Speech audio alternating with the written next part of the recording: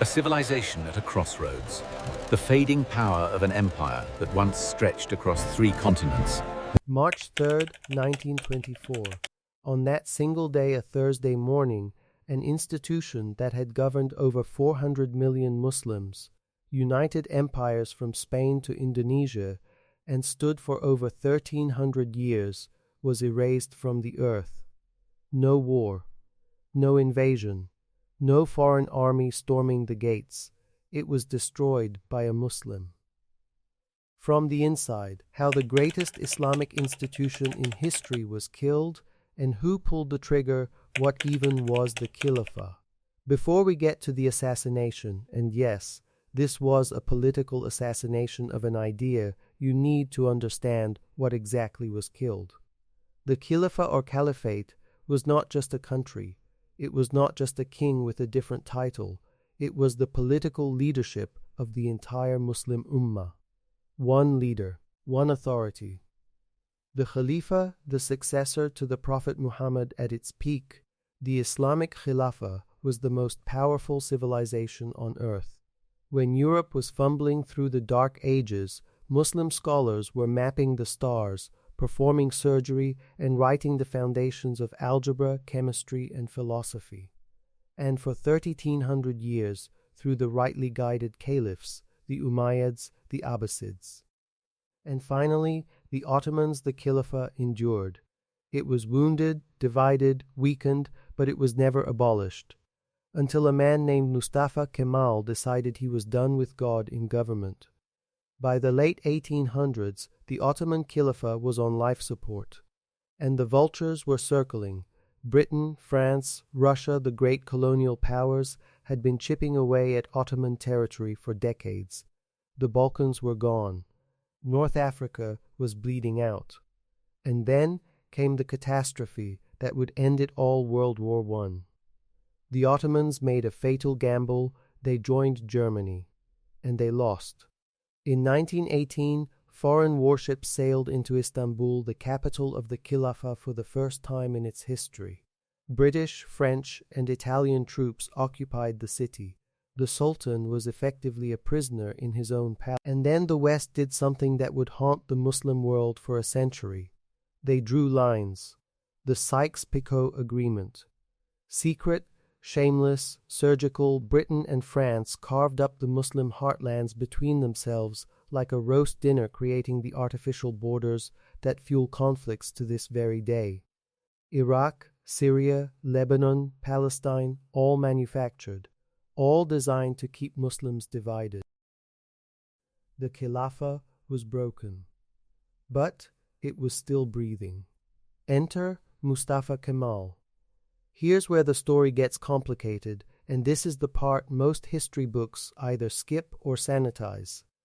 Mustafa Kemal was, by any measure, a brilliant military commander. When Allied forces tried to carve up Anatolia after Dobui, when Greek troops were pushing inland, when it looked like Turkey itself would cease to exist, it was Kemal who rallied the remnants of the Ottoman army and fought back. The Turkish War of Independence, 1919 to 1923. Against the odds, against foreign powers, Kemal won. The Muslim world celebrated. The Khilafah appeared to have found its savior. They had no idea what was coming. Because Mustafa Kemal didn't just want to save the Turkish state, he wanted to remake it. Not as an Islamic state, not as a successor to the Khilafah, but as a secular, Western European-style republic where religion was private, subordinate, and eventually silent. He had spent time in Europe. He had watched European powers dominate the world, and he had come to a conclusion, a deeply controversial conclusion, that Islam itself was the reason the Ottoman Empire fell behind. He was wrong, but he was in power, and that made all the difference. Kemal moved with calculated, ruthless precision. He didn't abolish the Khilafah in one day, he suffocated it. Slowly, deliberately, step 1, November 1st, 1922, the Sultanate is abolished. Kemal separated the political authority of the Sultan from the religious authority of the Khalifa. The Sultan Mehmed VI was stripped of power and fled Istanbul on a British warship. An Ottoman Sultan fleeing on a British ship. Let that image sit with you. Step 2, October 29, 1923, the Republic of Turkey is declared. No more empire, no more caliphate in waiting, just a republic, with Kemal as its first president. A new Khalifa Abdülmecid II was installed, but stripped of all political power. He was kept as a figurehead, a symbol with no teeth, a crown with no king beneath it. But even that was too much for Kemal. Step 3, March 3, 1924, the Grand National Assembly passed Law 431 with a vote, a parliamentary vote. 1900 years of Islamic political authority gone, just like that. Abdülmecid II was given a few hours' notice. He was escorted to a train station, given some cash, and told never to return. He left Istanbul in the middle of the night, carrying a suitcase and a painting he had done himself. The last Khalifa of Islam on a train to exile with a suitcase and a painting. There was no successor, no one to take up the mantle. The Muslim world for the first time in its history had no Khalifa. The reaction was immediate. And it was devastating. In Egypt, newspapers ran it on the front page with black borders like a death announcement. Because that's exactly what it was.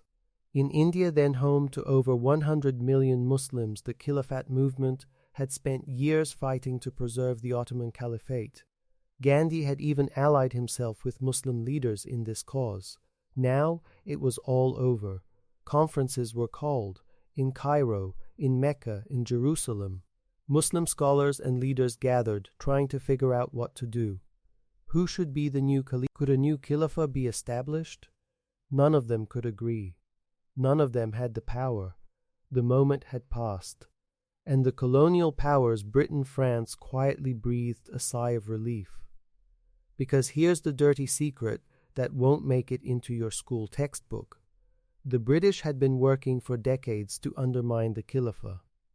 British intelligence had cultivated Arab nationalist movements, funded revolts against the Ottomans, and actively promoted the idea of Arab nationalism over Islamic unity.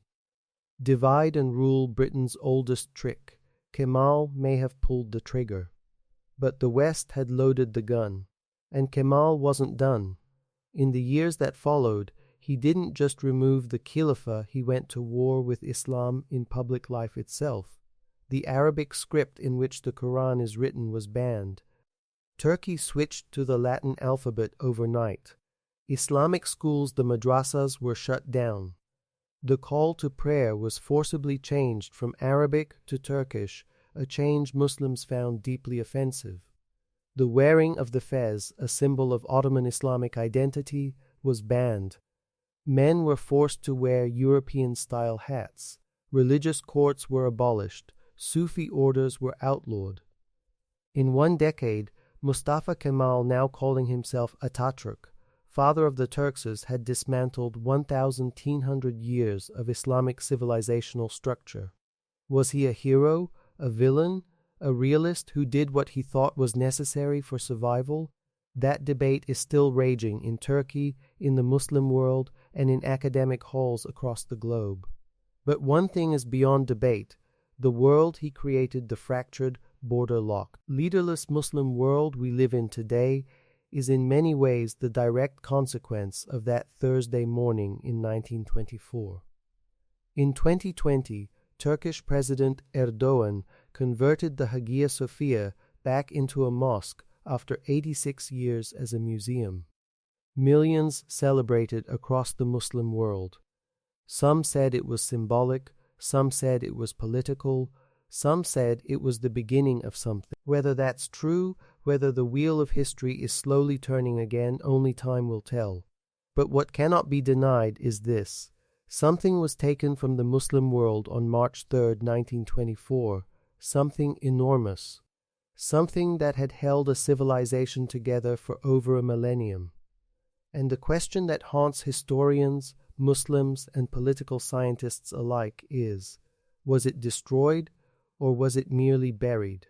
If this video made you think, hit like, share it with someone who doesn't know this story, and subscribe. History didn't stop in 1924. And neither do we. Next video, how Britain destroyed the Muslim Middle East, the Sykes-Picot Agreement explained.